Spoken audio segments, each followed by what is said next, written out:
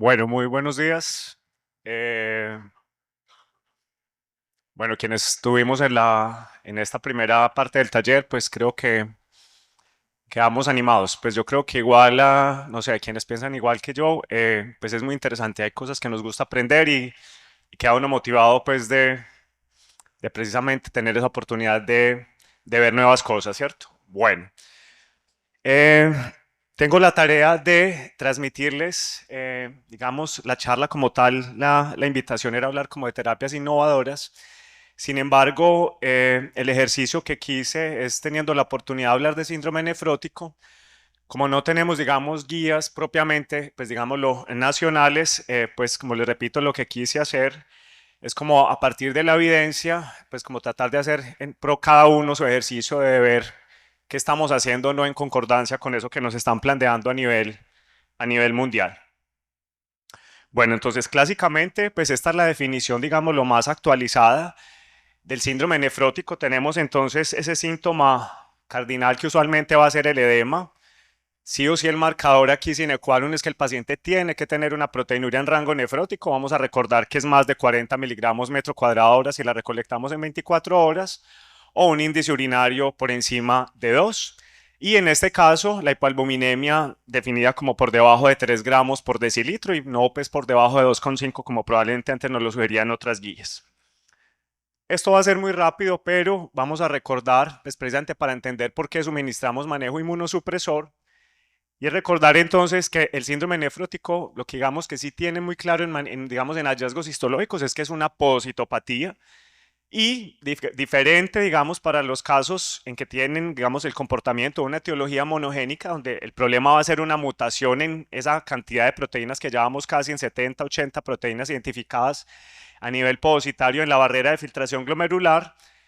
Para los pacientes que tienen un comportamiento corticosensible, esta positopatía va a tener una mediación inmunológica y también, digamos, de forma clásica y muy resumida, lo que entendemos es que hay una disregulación de la respuesta linfocitaria, sobre todo una disregulación de los linfocitos T, pero también sabemos, y pues digamos no es tan nuevo, pero digamos en la última década se ha venido también, digamos, identificando la participación clásica también de los linfocitos B con la producción de autoanticuerpos positarios, que es lo que nos suma algo interesante pues para entender la fisiopatología, porque pareciera que esa irregulación de los linfocitos T no es suficiente para explicar lo que presentan estos pacientes.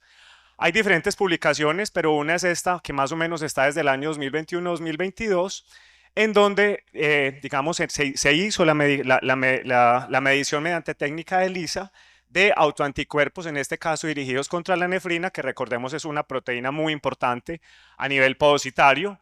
Se hizo entonces en dos poblaciones diferentes la medición, como les repito, de esos autoanticuerpos contra la nefrina y también mediante biopsias en algunos de estos pacientes, en biopsias renales, se hizo la identificación de anticuerpos IgG dirigidos contra la nefrina y se corroboró que para este caso, hasta en el 30% de los pacientes que tenían ese síndrome nefrótico, pues tenían la presencia de autoanticuerpos dirigidos contra la nefrina.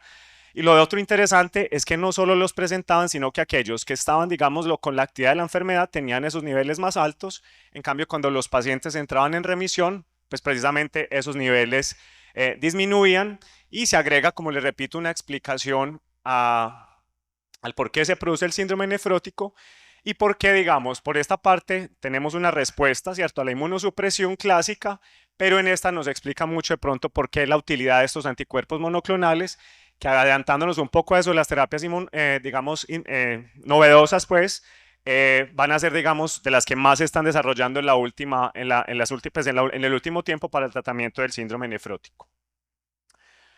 Vamos a recordar aquí algunas definiciones importantes para el tratamiento. Entonces, lo primero, ya acabamos de definir qué es el síndrome nefrótico. Vamos a recordar aquí qué es remisión completa y qué es remisión parcial. Entonces, remisión completa es ese paciente que una vez yo le doy el tratamiento inmunosupresor convencional, logro que el paciente, por supuesto, me normalice la albúmina, que esté por encima de 3 y que la proteinuria esté completamente negativa, ¿cierto? Tanto en la cuantificación en 24 horas como en un índice urinario. La respuesta parcial es el paciente que, dado ese tratamiento, en esas primeras 4 semanas, yo logro que me normalice la albúmina por encima de 3, pero todavía voy a tener una proteinuria, pero esa proteinuria debe estar en un rango ya no nefrótico. Existe el paciente corticoresistente, que entonces tiene dos definiciones grandes. Una, el paciente que a las 4 semanas de tratamiento yo no logro siquiera que el paciente me alcance una remisión parcial, ¿cierto? O que a ese momento no tenga ninguna respuesta, o sea, que definitivamente no haya remisión absoluta de nada de la proteinuria, pero si el paciente a las 4 semanas me entra en remisión parcial, existe lo que ahorita nos dan por guías, un periodo de confirmación, y es que yo le puedo dar 2 semanas adicionales para que ese paciente me entre en remisión completa. Si eso no sucede, lo clasifico también como córtico-resistente. Bueno, aquí también interesante, vamos a recordar dos definiciones, qué es un recaedor frecuente y qué es un córtico dependiente. Entonces, recaedor frecuente es el paciente que en los primeros 6 meses después de que debutó presenta 2 recaídas o más. O aquel paciente que en un periodo de un año me presente 3 o más recaídas. Bien, eso es un recaedor frecuente. Y el córtico dependiente es aquel paciente que en su evolución me presenta 2 recaídas consecutivas durante el mismo tratamiento que le estoy dando el esteroide o en los siguientes 14 días después de suspenderlo. Ese es un paciente córtico dependiente. Bueno, si uno se va pues como a revisar lo que les comentaba en la primera etapa pues de la charla, como qué guías tenemos para precisamente tener este abordaje, pues encontramos por una parte, pues hablando de guías internacionales, en Colombia pues les decía, no tenemos unas guías propias. Tenemos, por ejemplo, las diseñadas para el manejo del síndrome nefrótico congénito, un consenso pues internacional. Tenemos recientemente las guías IMNA del año 2020 y 2022, una para el síndrome nefrótico córtico resistente y otra para el síndrome nefrótico córtico sensible, específicamente en pediatría, muy útil para nosotros. Tenemos del año 2021 las guías CADIGO para glomerulopatías en general, incluida, digamos, un capítulo para el síndrome o la enfermedad de cambios mínimos en pediatría. Y ya recientemente tenemos las últimas guías de 2025 también de CADIGO, que están diseñadas específicamente para el síndrome nefrótico córtico sensible en población pediátrica. Pensaba yo, seguramente pues varias de las personas que estamos acá, cuando tuvimos pues la formación en nefrología, pues trabajamos mucho tiempo con las guías CADIGO 2012. Eh, Interesante para síndrome nefrítico y hablándoles de enfermedad de cambios mínimos, comparado por ejemplo con nefropatía por IgA o algunas, digamos, glomerulopatías secundarias como nefritis lúpica o por ejemplo vasculitis ANCA. En estas últimas, la evidencia, digamos que sí se ha ido desarrollando un poco más rápido. Lo que encontramos, por ejemplo, en enfermedad de cambios mínimos, es que si bien sí hay terapias innovadoras, digamos, el soporte de la evidencia sigue siendo en la mayoría de las clasificaciones como débil o moderado, sobre todo por la heterogeneidad en los estudios, o lo otro que se aclara es que usualmente suelen ser, muchas veces sí son ensayos clínicos, pero por una parte, digamos, una población disminuida y usualmente son estudios a corto tiempo. Entonces, me adelanto a decirles que la mayoría de las recomendaciones tienen esa dificultad. Pocas pues tienen, digamos, como evidencia fuerte. Bueno, para ya entrar a hablarles de la terapia inmunosupresora, simplemente aquí recordar para todos, que siempre, ¿cierto? Probablemente iniciar esteroides es una conducta fácil, ¿cierto? Y probablemente la mayoría ya tengamos en mente cuál es la dosis que vamos a prescribir en pacientes con nefrótico, pero la recomendación grande es siempre antes de tomar esa conducta, pensemos si ese paciente nos entra en la categoría de pensar que va a tener una enfermedad de cambios mínimos. Entonces, en concreto, si el paciente está dentro de la edad esperada, que recordemos que usualmente es el paciente entre el año y los 12 años, en el niño menor de un año, que es el síndrome nefrótico pues, congénito en menor de 3 meses, o en el infantil de los 3 al año, o en el paciente adolescente, pues probablemente pueda estar pasando algo diferente, no tengamos una enfermedad de cambios mínimos y probablemente ese primer paso de decidir vamos a iniciar esteroides, pues necesita probablemente, pues como les digo, tener como un ajuste. Lo otro, que no tenga manifestaciones atípicas en su examen físico, ¿cierto? Manifestaciones fenotípicas que nos hagan pensar que hay un cuadro sindromático. O lo otro muy interesante, pues también lo recordamos, que tenga hipocomplementemia C3 y C4, siempre considerar la solicitud de serologías infecciosas, que el paciente esté con una hipertensión sostenida, con una hematuria macroscópica. Vuelvo y les insisto, no descarta por completo que estemos frente a una enfermedad de cambios mínimos, pero por lo menos la conducta de decidir iniciar o no esteroides pues se debe esperar. Bueno, entonces vamos a hablar del síndrome nefrótico en su primer episodio, ¿cierto? ¿Cómo tratar ese primer episodio? Aquí rápidamente quise ir a buscar la primera referencia y es algo curioso porque hablando de terapias innovadoras, hoy por hoy seguimos haciendo, o la primera conducta es algo que se definió desde los años 70. O sea, que hoy por hoy hacemos algo que se definió desde hace más de 50 años. Esta referencia, más o menos, digamos, ese protocolo inicial del manejo de síndrome nefrótico viene desde el año 67, basado en el Estudio Internacional de Enfermedades Renales en los Niños. Vean ustedes aquí cómo ya se empezó a definir que los íbamos a tratar 4 semanas a 60 miligramos metro cuadrado día y luego nos íbamos a pasar a 40 miligramos día interdiario por otras 4 semanas. Y desde ahí en adelante, digamos que fue el protocolo que se utilizó en muchas instituciones. Hacia el año 93, la asociación, digámoslo, alemana de nefrología pediátrica, pues empezó a preguntar si ese protocolo se podía acortar o por el contrario se debía, digámoslo, alargar, ¿cierto? Porque siempre la inquietud es cómo podemos minimizar la exposición de a esteroides de estos pacientes. Ellos entonces lo que propusieron en principio antes del 93 fue acortar eso que nos habían dicho de 4 y 4 a 2 y 2 semanas y los resultados no fueron favorables. Y ellos entonces propusieron digamos, un plan más largo que es las 6 semanas de 60 miligramos metro cuadrado día y luego pasar a 6 semanas de forma interdiaria. Para esa fecha, ellos que encontraron que aquellos pacientes en los que se hacía un protocolo más largo, el de 6 y 6 semanas, en desenlaces, por ejemplo, como número de recaídas o pacientes con posibilidades de recaídas frecuentes, era menor comparado con aquellos pacientes que tenían el ciclo previo de 4-4. Y cuando comparaban los efectos adversos, pues no encontraron mayor significancia. Entonces, desde eso, algunas instituciones se quedaron con el inicial desde los años 70 y otros vienen trabajando con el 6-6. Entonces, tenemos 8 semanas por una parte y la posibilidad de 12. Cuando uno se va a mirar las revisiones sistemáticas, ¿cierto? Porque como les digo, el ejercicio que se hace cuando se trata de mirar evidencia en síndrome nefrótico, los desenlaces que se buscan en los estudios son, bueno, ¿cómo logro yo evitar que mi paciente después de que tenga el debut se demore lo que más pueda yo en que tenga su primera recaída? Ese es uno de los primeros desenlaces. El segundo es cómo logro yo con un determinado esquema que mi paciente no se convierta en un recaedor frecuente. Y el tercero, cómo puedo minimizar efectos adversos por el uso de los esteroides. En estas dos últimas revisiones sistemáticas que tenemos para el manejo pues, de esteroides específicamente, que son las de 2020 y la de 2024, entonces se han hecho comparaciones. Una, vean ustedes acá, para el momento de la primera recaída, ¿cierto? Entonces nos comparan los 3 meses, que son las 12 semanas, versus alargarlo a 5 o 7 meses.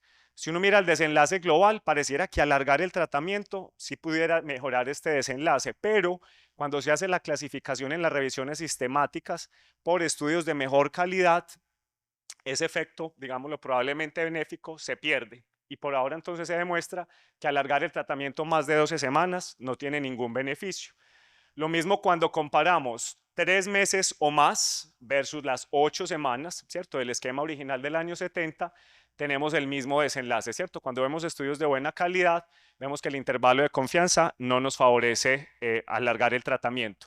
Y lo mismo cuando les decía que queremos ver ese desenlace de disminuir el riesgo de recaídas frecuentes, sucede lo mismo. Entonces, quiero alargarlo más de 12 semanas versus, y alargarlo es irme a 5 o 7 meses, sucede exactamente lo mismo. Y para cuando comparamos que son 2 meses, 8 semanas versus 12, versus 3 o más meses, tampoco hay ningún beneficio. Entonces, a la fecha, las dos que tenemos recientes, que son las guías IMNA 2022 y las guías CAIGO 2025, nos proponen lo siguiente. Entonces, quedémonos con una fase de inducción de 60 miligramos metro cuadrado día por 4 a 6 semanas. Nos dan la posibilidad de que cada pediatra, cada nefrólogo tome la decisión. Y luego sigamos con una fase de mantenimiento de 40 miligramos metro cuadrado interdiaria por otras 4 a 6 semanas, ¿cierto? Hice el ejercicio de preguntarles pues a los colegas de la asociación a CONEPE, ¿qué hacemos nosotros en nuestra práctica? Y de 67 personas que respondieron, vean ustedes 55, yo me incluyo en este grupo, suministramos 6 semanas y 6 semanas. Y el número restante administran 4 y 4, ¿cierto? La conducta está bien, pues porque les repito, está basado en lo que tenemos hasta la fecha, pero digamos que la pregunta siguiente, ¿cierto? Y para esto hay estudios, es bueno, ¿qué es mejor, cierto? A la fecha, ¿qué es mejor? ¿Tener 4-4, 8 semanas, o 6-6, que son las 12 semanas? Y existen algunos estudios, pero tienen esa dificultad. Son a corto tiempo y los resultados han sido contradictorios y les quise traer dos. Esta es una revisión sistemática en la que compararon, como ustedes ven, las 8 semanas iniciales propuestas desde los años 70 y las 12 semanas propuestas por la Asociación Alemana de Nefrología Pediátrica. Cuando se mira el momento a la primera recaída o cuando se mira el número de recaídas por paciente, le va mejor a los pacientes que se les suministra 6 y 6 semanas, alargarla un poquito. Pero cuando se mira el desenlace de qué pacientes terminan siendo recaedores frecuentes, pasa lo mismo. No hay ningún beneficio en alargar el tratamiento. Es algo contradictorio. Tiene unos beneficios, pero no son absolutos.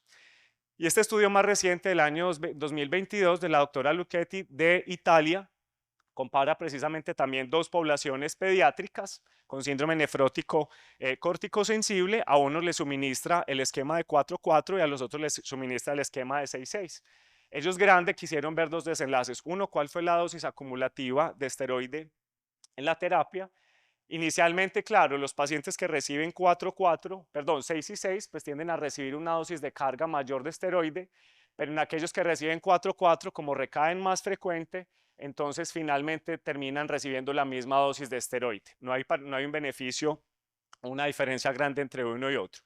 Y cuando se mira las recaídas frecuentes en aquellos pacientes que se tratan con 6 semanas y 6 semanas, pareciera que tuvieran menos recaídas en la etapa inicial, pero el desenlace final comparativo no muestra ningún beneficio. Entonces, a la fecha, por eso las guías pues nos dejan esa, digamos, esa vía abierta y por eso la conducta que tomamos hoy los diferentes nefrólogos o de 4-4 y 6 y 6 pues sigue vigente, aunque yo considero, yo como les repito, yo suministro 6 y 6, yo considero que, digamos, sí vamos hacia acortar un poco esa terapia de terminar en 4-4. Bueno, con respecto a la recaída, vamos a ver lo siguiente. Entonces, clásicamente lo que hacemos y lo que se debe hacer es lo siguiente. Uno, mi paciente confirmo que está en recaída, yo le reinicio el esteroide a 60 miligramos metro cuadrado día y lo hago, ¿cierto? Yo confirmo que mi paciente, entonces le reinicio la terapia a esa dosis y una vez yo confirmo que mi paciente está en remisión, yo inicio inmediatamente el descenso. Entonces no tengo que esperar 4 o 6 semanas. Si mi paciente entró en remisión a las 2 semanas o antes, pues debo disminuir la dosis. La pregunta es, ¿con qué terapia, con qué dosis puedo continuar esa fase de mantenimiento y durante cuánto tiempo? Esa es la pregunta que nos hacemos hoy en recaídas. Hay dos estudios, estos son los dos ensayos clínicos más recientes. En este entonces lo que se comparó, también incluida población pediátrica, fue a unos pacientes se les suministró 5 semanas de dosis interdiaria a 40 miligramos metro cuadrado y a otra población se le dieron 6 semanas, pero desde el momento en que se empezó esa fase interdiaria, se empieza a hacer una reducción y un desmonte progresivo semanal. Igualmente, cuando se vieron los desenlaces, se demostró que hacer esta disminución progresiva, este desmonte progresivo, no tiene ningún beneficio en la tasa de recaídas o en ese paciente que se me va a convertir en recaedor frecuente. Entonces, por eso, por ejemplo, las guías CADIGO nos dicen, a ese paciente cuando usted le va a iniciar la terapia de desmonte, hágalo, pero después de esas 4 semanas, ¿cierto? Entonces vamos a ver ahorita la dosis final. Y en este estudio de la India, que también hace como este comparativo, lo que ellos quisieron fue comparar, listo, nosotros damos 60 miligramos metro cuadrado día hasta que el paciente entra en remisión. Una vez me entra en remisión, le bajo a 40 miligramos metro cuadrado interdiario. Pero ellos lo que quisieron evaluar era cómo le iba a esos pacientes comparado si acortábamos ese tratamiento de darle solo 2 semanas, no 4, sino 2 semanas. Y si bien ustedes ven que los desenlaces son muy similares, sobre todo estos dos, la tasa de recaídas por paciente o el número de pacientes que se convertían en recaedores frecuentes es muy similar, ¿sí? Entre los que se les dio 2 y 4, este estudio era un estudio de no inferioridad y los pacientes a los que se les dio 2 semanas, si bien ustedes, como les repito, los desenlaces son muy similares, no se logró demostrar la no inferioridad. Entonces, con lo anterior a la fecha, estamos en que la recomendación es la que habíamos nombrado, es dar 60 miligramos hasta que su paciente logre remisión completa, tan pronto la logre disminúyase y Luego quédese con 40 miligramos metro cuadrado interdiario por 4 semanas. En eso seguimos pues en las recaídas.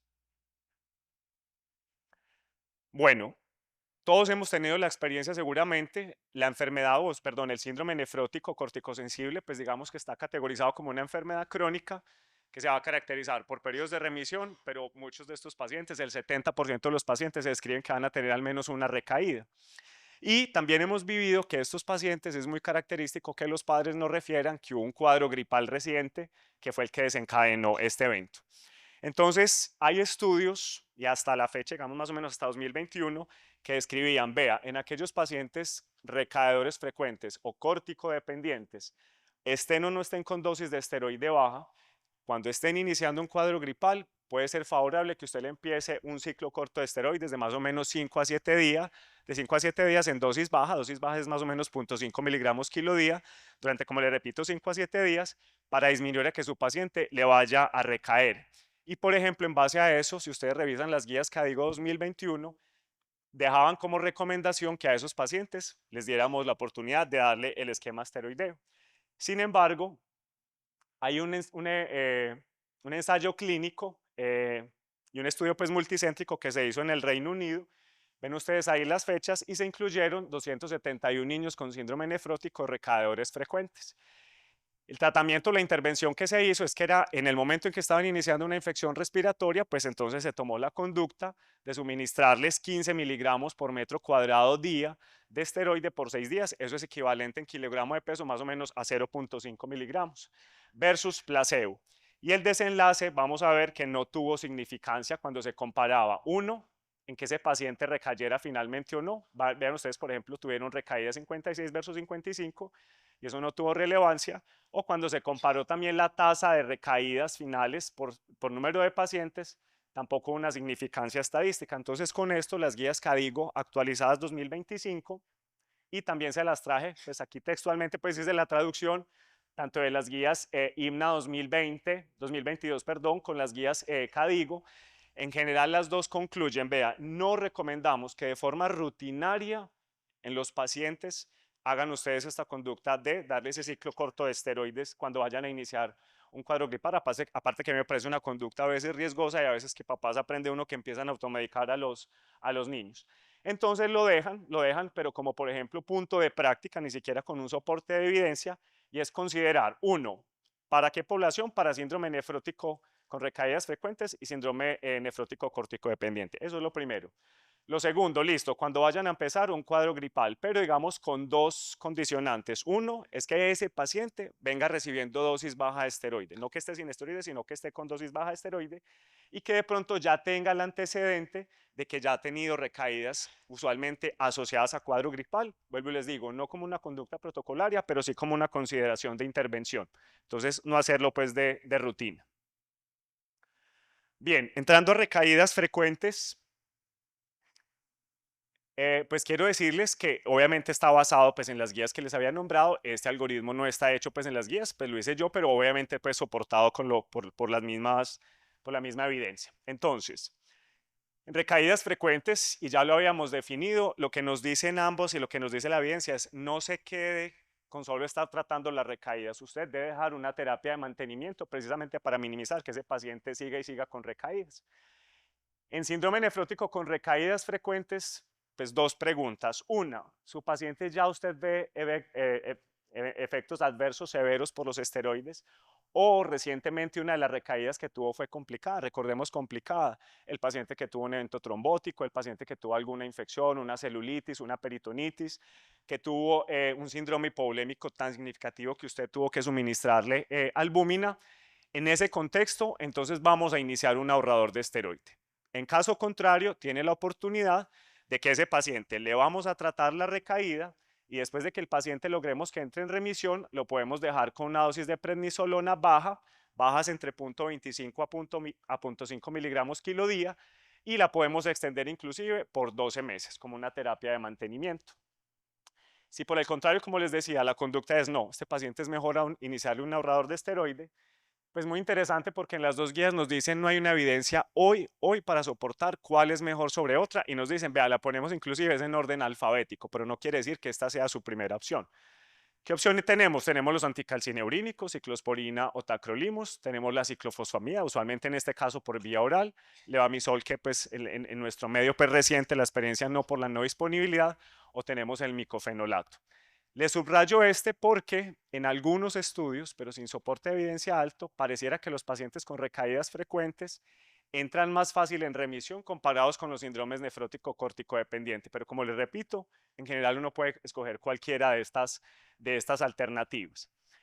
Si mi paciente durante el tratamiento continúa con recaídas frecuentes o me presenta toxicidad asociada al medicamento, pues tengo la oportunidad de cambiarlo por otro ahorrador de esteroide. Entonces, no sé, inicié con ciclosporina, no me fue bien, me puedo cambiar, por ejemplo, a micofenolato, ¿cierto? Pues por ponerle simplemente la ilustración. Pero si por el contrario, definitivamente mi paciente sigue y sigue y sigue con recaídas, o francamente hay una toxicidad que no puedo controlar con ninguno de ellos, pues es donde me plantea en el inicio del rituximab, pero siempre, por lo menos hasta ahora lo aclaran, como segunda línea de tratamiento en ahorrador de esteroides, no como la primera alternativa. Y en cualquier escenario de esa terapia de mantenimiento, pues si mi paciente presenta una recaída, pues la vamos a tratar como lo nombrábamos ahorita, con la fase de inducción hasta que me entre en remisión y luego la fase de mantenimiento.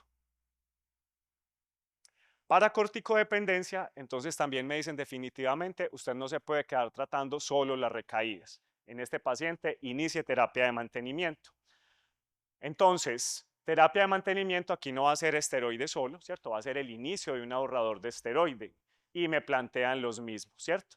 Para este caso también le subrayo los que probablemente me dicen, téngalo como primera alternativa para síndrome corticodependiente, que serían anticalcineurínicos o micofenolato. Pero aquí también son, pues aparte de decir que no hay una evidencia que me permita elegir uno sobre otro, pues, y eso sí que lo vimos en nuestra realidad y nos lo plantean las guías, es pues uno también analice usted qué tiene disponible, a veces queremos, pero o no está disponible o no nos lo autorizan, plantee con la familia los posibles efectos adversos que tiene cada uno de estos ahorradores de esteroides y pues obviamente evalúe la toxicidad. Aquí interesante, lo que sí es que yo puedo iniciar el ahorrador de esteroide, pero como este paciente es córtico dependiente, lo que me sugieren es usted deje una dosis baja de esteroide, más o menos de 4 a 6 meses, y probablemente luego sí ya la vaya disminuyendo, pero no lo deje solo con el ahorrador de esteroide. En la misma eventualidad, si presenta recaída a pesar del tratamiento, pues obviamente vuelva y trate la recaída y continúe pues con el ahorrador de esteroide. Y para el mismo ejercicio que hacíamos en recaída frecuente, si el paciente continúa, tengo la posibilidad de cambiar uno por otro o entrar a considerar el anticuerpo monoclonal, pues que hasta ahora el más planteado es rituximab. Aquí rápidamente, con respecto a estos ahorradores de esteroides para cualquiera de los dos escenarios, recaedores frecuentes o corticodependientes, una recomendación que sí nos dan las guías es siempre, siempre, antes de iniciar el ahorrador de esteroide, espere que su paciente esté en remisión completa, o sea, no lo inicie en simultáneo. Espere que el paciente entre en remisión completa e inmediatamente inicie el ahorrador de esteroide. Aquí les quise plantear las dosis. Usualmente se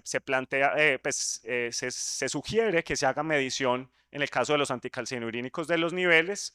Para ciclofosfamida, en general el esquema propuesto es por vía oral, 12 semanas. Para micofenolato, la dosis convencional de 1200 miligramos metro cuadrado día. Y en general, obviamente, diferente a la ciclofosfamida, es que tanto para anticalcineurínicos como para micofenolato es que una vez usted la inicie, la deje por lo menos durante 12 meses y nunca lo suspenda abruptamente. Haga el desmonte posteriormente en 4 a 6 meses. Y con respecto a rituximab, aquí la dificultad grande es que los diferentes, digamos, ensayos han variado entre dosis de 1 a 4 dosis semanales.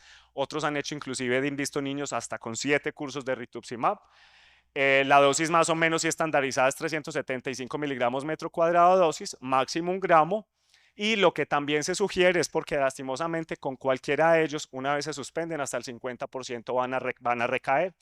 Para rituximab lo que se sugiere es que, pues esto está basado en un estudio japonés que hasta ahora es solo uno, que ese riesgo de recaída se disminuye cuando se asocia micofenolato de mofetilo como terapia de sostén. Para terminar, en 1 minuto, hay otras alternativas, ¿cierto? ¿Qué otros ahorradores de esteroides? El soporte nos dice, vean, no utiliza azathioprina, no sirve la ACTH. Muy interesante, en síndrome nefrótico se están utilizando inmunomoduladores como acitromicina. Estuve revisando, también se plantea con propiedades antiinflamatorias ácido valproico, pero no tienen evidencia. Terapias combinadas. Se está planteando que desde el primer episodio yo le inicio esteroide y la posibilidad, están haciendo estudios con asociarles inmediatamente a las 4 semanas ciclosporina o micofenolato, pero a la fecha pues no hay soporte pues como para sugerirlo. Eso probablemente en algunos pacientes ya con síndrome nefrótico córtico resistente. Y por ahora en recadadores frecuentes no está, pues digamos, no está protocolizado el uso de ahorradores de esteroides combinados. Y para finalizar, pues les decía, la terapia, perdón, la conferencia, pues la recomendación de las terapias innovadoras, les decía, seguimos haciendo algo propuesto desde los años 70, pero sin duda lo que ustedes, si revisamos la literatura más reciente, en lo que más se está trabajando y con esa fisiopatología que les decía, de esa presencia de autoanticuerpos podocitarios, en lo que más se viene, digamos, desarrollando investigaciones es en el uso de anticuerpos monoclonales. Otro de los que aparece ya en las guías es el ofatumumab, comparado sobre todo con el rituximab, pero no ha mostrado, digamos, superioridad, excepto para los pacientes, digamos, como alternativas a aquellos pacientes que me hacen alergia al rituximab, es como el que se está planteando, pero no porque tenga superioridad. Eso era todo, muchísimas gracias.